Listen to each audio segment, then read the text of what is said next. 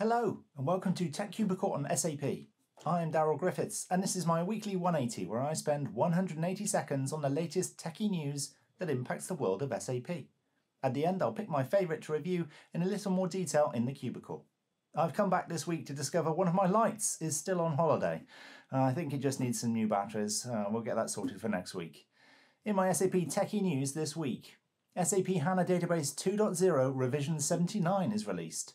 There are a number of fixes for BW OLAP, backup and recovery, high availability, SDA, SDI, and quite a number of general issues including performance and stability issues. More details in SAP Note 3470932, which is linked in the description down below. Just to note that ECS customers in HEC and RISE will not get this revision until November. The Register updates its article on Capgemini's multi-million-pound contract to support HMRC's ageing ECC system. The commentary from DSAG is that they don't think there's enough time to migrate the system to S4HANA, even if HMRC paid for extended support until 2031.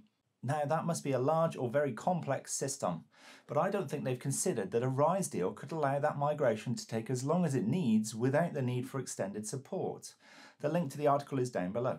CIO.com provides an interesting article on SAP's delivery of AI capabilities to RISE private cloud customers. In the article it highlights the confusion over the quantity of AI offered across differing RISE tiers, and also the opacity of the cost. It also talks about how the on-premise versions of S4HANA will not get dual, and this was something I picked up on in my Sapphire Highlights video in episode 22, the link above to that. Finally, in that article, Scott Bickley, Advisory Practice Lead at Infotech Research Group, is on the same page as me, with his assertions about what Clean Core's objectives are really about.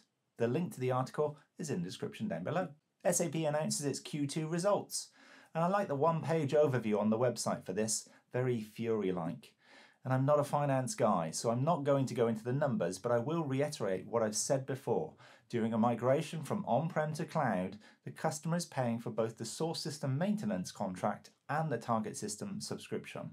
After the migration completes, that will stop, and so eventually we will see the real numbers. As well as the financial numbers, SAP clarified that 9,000 to 10,000 staff were to be involved in the reorganization, which will conclude in 2025. This process involves natural attrition of staff numbers, with some retraining and some staff movement, with the result being that the headcount at the end of 2024 will be roughly the same as 2023. Kyndryl partners up with SAP to offer RISE with SAP to customers. The ex-IBM business will offer services covering migration and transformation, data insights, analytics and AI, application development, and finally integrations, all through its Kyndryl Consult digital transformation practice. The link is down below. My favourite item this week is the article by the Register on HMRC's SAP ECC6 conundrum.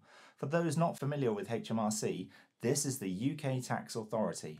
The interesting point in the article for me is the statement from the chairman of DSAG that says, even achieving the transition before the end of extended support, which only offers updates for security and stability at a 2% premium, could be very challenging. Now, the UK government usually put out financial assessments of major projects, and a quick Google found this report from February 2024. It talks about HMRC being part of the Unity programme for modernisation of their SAP ECC6 platform. The report notes that the spending review in 2021 found that a number of different departments all had the same conundrum: upgrade SAP ECC or pay extended maintenance until 2027. With this extra maintenance uplift cost in mind, and the fact that these separate government departments would all be competing for the same set of skills, the government decided to combine them into what is known as the Unity programme. These departments are to design a common operating model, share business process services, and implement standardised common enterprise resource planning, finance and HR shared services, all operating from a single technology platform. Two things to note in the report.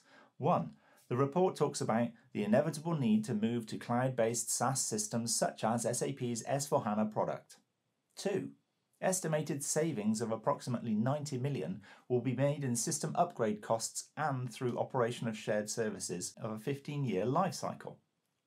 15 years. So let's suppose that S4HANA is supported until 2040. That means starting a move to S4HANA in 2025.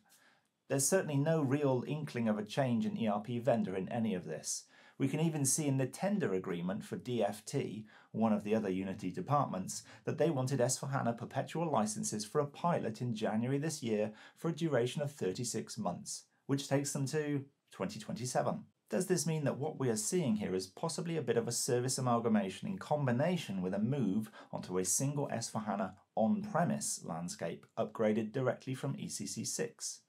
That would certainly tie in with the timescales, and a brownfield migration would potentially present less risk.